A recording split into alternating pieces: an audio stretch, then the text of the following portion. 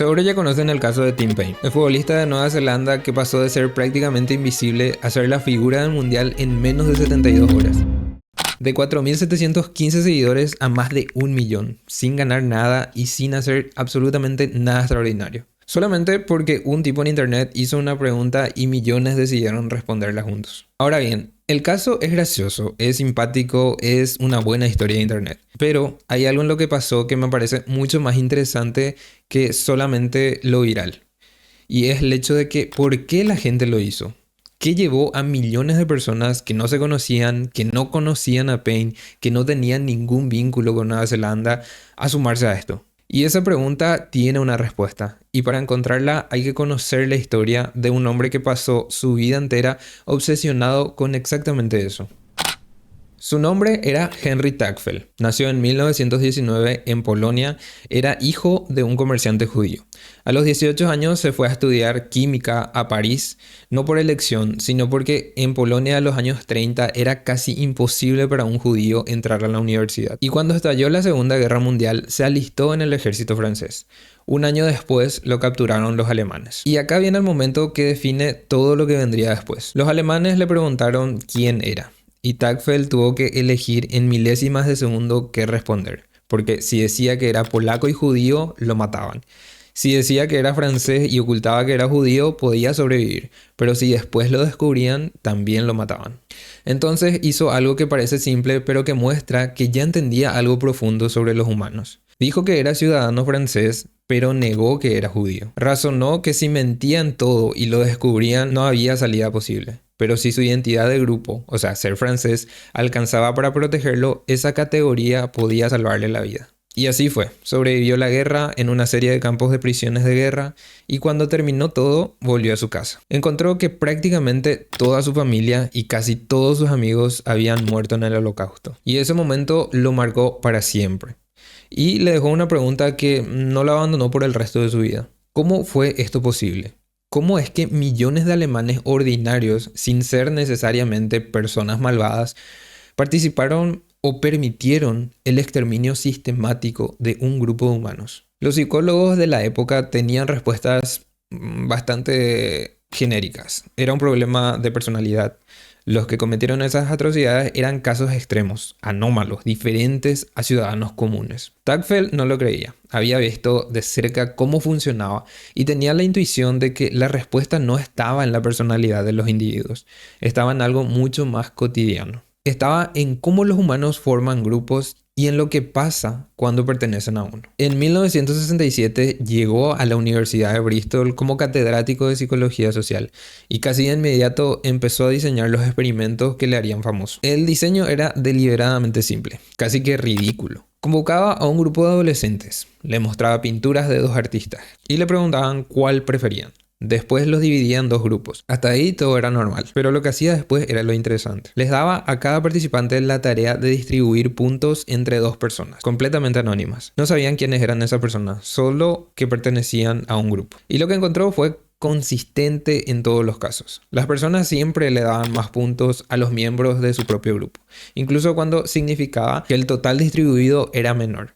Preferían que todo su grupo ganara más que el otro antes que maximizar los puntos de todos. En síntesis, favorecían más al grupo al que pertenecían. Pero lo que realmente lo perturbó vino después, cuando empezó a variar las condiciones del experimento. Él quería saber cuánto criterio real necesitaban para que apareciera esa lealtad grupal. Así que fue eliminando variables una por una. Y si los grupos no se conocían entre sí, igual pasaba. Y si la división era completamente aleatoria, como por ejemplo por un lanzamiento de moneda, igual pasaba. Y si los participantes sabían que la división era completamente arbitraria, claramente también pasaba.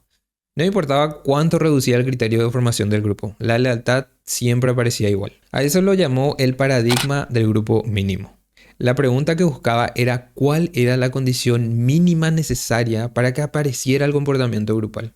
Y la respuesta fue un tanto incómoda, porque prácticamente no había ningún criterio. Solo necesitaban saber que pertenecían a algo, nada más. Tagfel entendió que había encontrado algo fundamental, no sobre los nazis, no sobre los casos extremos, sino sobre el comportamiento humano ordinario.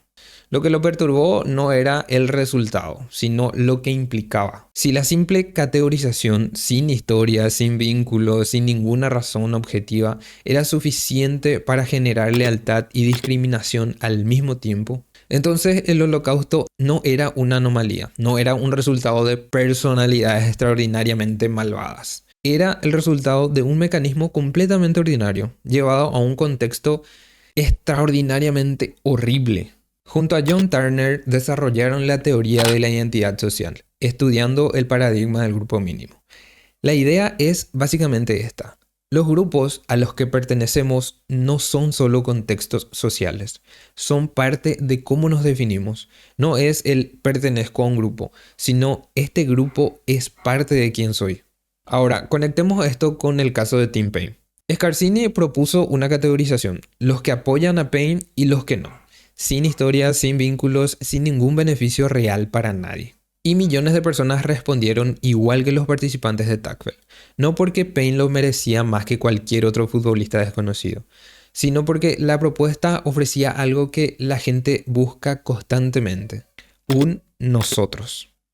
El hashtag No Pain No Gain es gracioso, pero también es la marca de un grupo, la señal de quién está dentro y quién está afuera. Y una vez que estás dentro, ese grupo empieza a ser parte de cómo te ves, aunque sea por el tiempo que dura el reto. Aunque el grupo gire alrededor de una persona quien no sabías que existía. Lo fascinante del caso de Paine es que nadie lo diseñó como un experimento, simplemente pasó. Pero hay industrias enteras que llevan décadas haciendo esto de manera deliberada. Y cuando lo ves a través del lente de Tocqueville, todo cobra otro sentido. Empecemos por ejemplo con Apple. Apple no vende computadoras. Esto no es metáfora.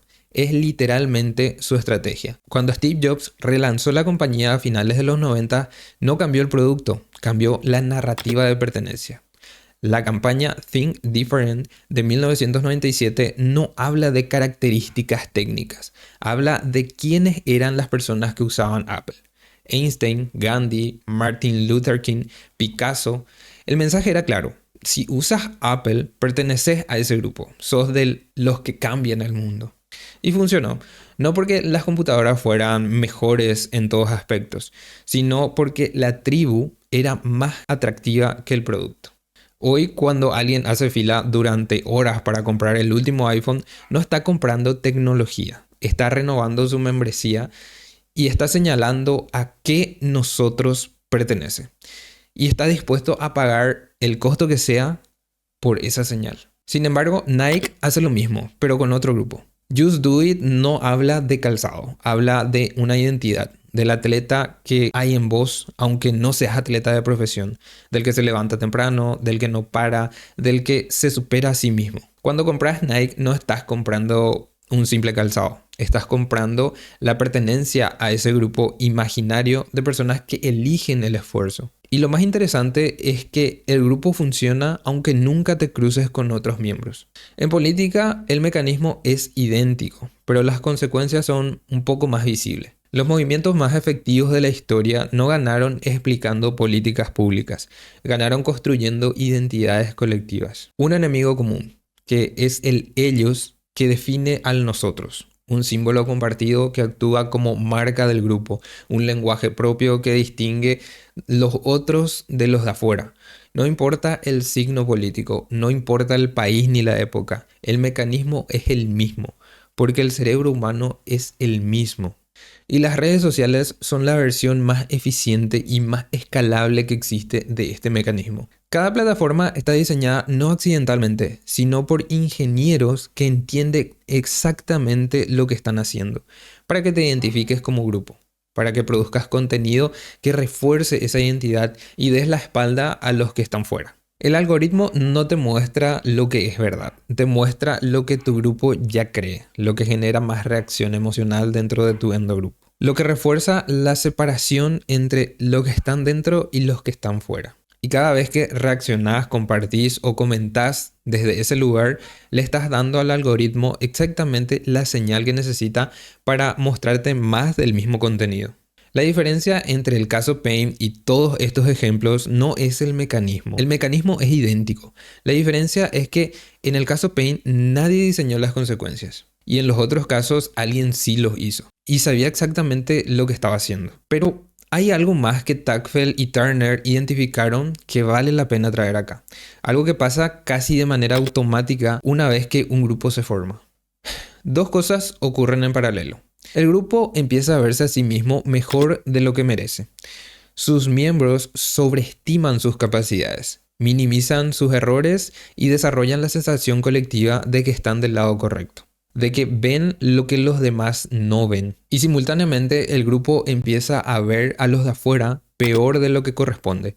Les atribuye intenciones que no tienen, los percibe como amenaza aunque no lo sean, los deshumaniza aunque sean de manera sutil y gradual. En 1971 el psicólogo Irving Janis estudió algo llamado groupthink, pensamiento grupal. Observó que cuando las personas se identifican fuertemente con un grupo, empiezan a tomar decisiones que individualmente nunca tomarían. Priorizan la cohesión por encima del análisis crítico, silencian las voces que no coinciden con ellos, y no necesariamente por presión externa, sino porque internamente el individuo no quiere ser el que rompe la armonía del grupo. Se convence de que el consenso es la verdad. Los ejemplos históricos son concretos y bastante duros. Pearl Harbor en 1941. Los servicios de inteligencia estadounidenses tenían señales claras de que Japón estaba planeando un ataque. Había reportes, había anomalías en los patrones de comunicación, había indicadores que en retrospectiva eran bastante evidentes. Pero el grupo que tomaba las decisiones tenía un consenso instalado. Japón no atacaría territorio estadounidense directamente. Eso para ellos era impensable. Y cuando alguien traía información que contradecía ese consenso, el grupo la procesaba de manera que la hacía encajar con lo que ya creía.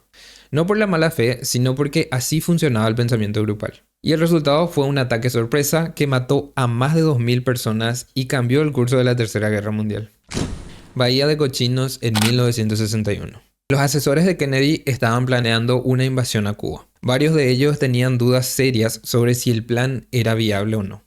Había evidencias de que el elemento sorpresa ya estaba comprometido. Había análisis que mostraban problemas reales. Pero el grupo había desarrollado una dinámica donde cuestionar el plan se sentía como traicionar la cohesión del equipo, como ser el que frena algo importante, como no estar del lado correcto.